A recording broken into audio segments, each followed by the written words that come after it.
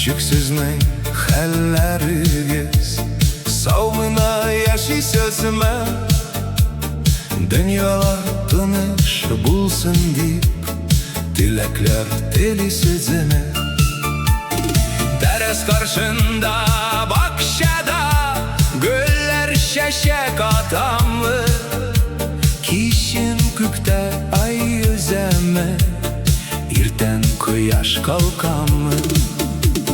Yakınlardan, tuğlanlardan hat haberler kileme Kın aralaşıp olup gile Yangır koyup gideme